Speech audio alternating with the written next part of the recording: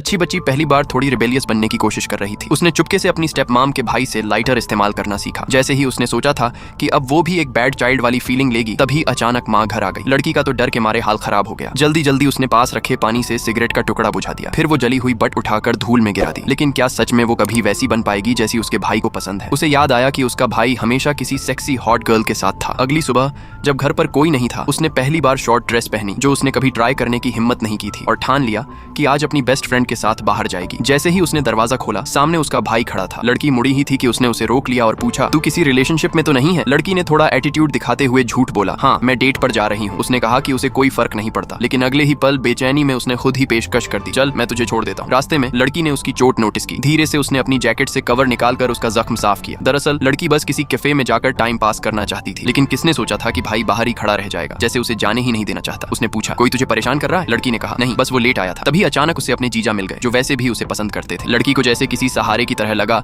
और उसने जीजा को कॉफी पर इनवाइट कर लिया। दोनों हंसते हुए बातें कर रहे थे और ये देखकर भाई का मूड तुरंत खराब हो गया। असल में ये लड़की उसी लड़के से सालों से सीक्रेटली प्यार करती थी। स्कूल के टाइम से ही जब भी वो किसी मुसीबत में फंसती, ये लड़का हमेशा समय पर सामने आ जाता। उसने सोचा था शायद अब रिश्ता और करीब आ जाएगा, लेकिन किस्मत ने अजीब मोड़ ले लिया। उनके पेरेंट्स ने अचानक शादी कर ली। शादी के दिन लड़का सीधा उठकर विरोध में खड़ा हो गया। सफेद कपड़ा पहनकर, हाथ में पीला कागज। उसका दर्द साफ दिख रहा था। उसे बर्दाश्त ही नहीं हुआ कि माँ के गुजरे हुए सिर्फ 6 महीने में उसके पापा ने दूसरी शादी कर ली, और उसके दिमाग में ये बैठ गया कि लड़की की माँ पहले से ही उसके पापा के साथ थी। उस गलतफहमी से उसने लड़की से नफरत शुरू कर दी। इसके बाद वो पूरी तरह बदल गया। रोज झगड़े, रेसिंग और लड़की से बात बात पर सबसे जहरीली बातें। लेकिन लड़की हार मानने वालों में से नहीं थी। उसने ठान लिया कि उसे इस अंधेरे से बाहर निकाल कर रहेगी। जल्दी ही उसका बर्थडे आया। लड़की जानती थी कि उसे कभी इनवाइट नहीं किया जाएगा। उदास थी, लेकिन उसकी बेस्ट फ्रेंड ने कहा, तू ही क्यों नहीं आगे बढ़ती? हिम्मत जुटाकर लड़की ने पहली बार उससे रिक्वेस्ट की, मुझे भी ले चलो अपने बर्थडे में। वो थोड़ा टालने की कोशिश करता, लेकिन अंदर से खुश था, क्योंकि पहली बार लड़की खुद उसके साथ सेलिब्रेट करना चाहती थी। पार्टी में लड़कों ने मजाक किया, उसे गाल पर किस करके कहा, ये रहा तेरे लिए बर्थडे गिफ्ट। फिर सबने लड़की की तरफ देखा, और तेरा क्या गिफ्ट है? लड़की धीरे धीरे उसकी तरफ बढ़ी। उसकी धड़कनें तेज हो गईं, जैसे कुछ बड़ा होने वाला हो। लेकिन उसने बस एक छोटा बॉक्स निकालकर उसके हाथ में दे दिया। खोलने पर उसे अपनी माँ की पुरानी डायरी के टुकड़े मिले। वही डायरी जिसमें उसकी माँ ने आखिरी बार उसे अच्छे से जीने का आशीर्वाद दिया था। पापा के गुस्से में वो डायरी टुकड़े टुकड़े हो गई थी, लेकिन लड़की ने सब चुपचाप इकट्ठा कर लिया था, क्योंकि उसे पता था कि ये उसके लिए कितनी कीमती है। लड़का भीतर से पिघल गया, पर जुबान से बोला, कचरा जोड़कर रखना कोई मतलब नहीं, फेंक देना चाहिए। लड़की ने जवाब दिया, ये कचरा नहीं है, ये मेरी ब्लेसिंग है तेरे लिए। उसने और कुछ नहीं कहा, बस वो डायरी अपने पॉकेट में रख ली। तभी अचानक उसका पुराना दुश्मन सामने आ गया। उसने चैलेंज दिया, कार रेस, और जो जीतेगा वही उनका सीक्रेट बेस इस्तेमाल करेगा। लड़के ने बिना सोचे चैलेंज एक्सेप्ट कर लिया, लेकिन रूल ये था कि हर कार में एक लड़की बैठनी जरूरी है। उसकी गर्लफ्रेंड तो आई नहीं थी, तो सबकी नजर लड़की पर टिक गई। तो क्या अब तू हार मान लेगा? हाँ हार मान ले, लड़की कांपते हुए बोली। भाई हम सच में रिलेशनशिप में हैं, अब भी चाहोगे कि मैं पीछे हट जाऊं?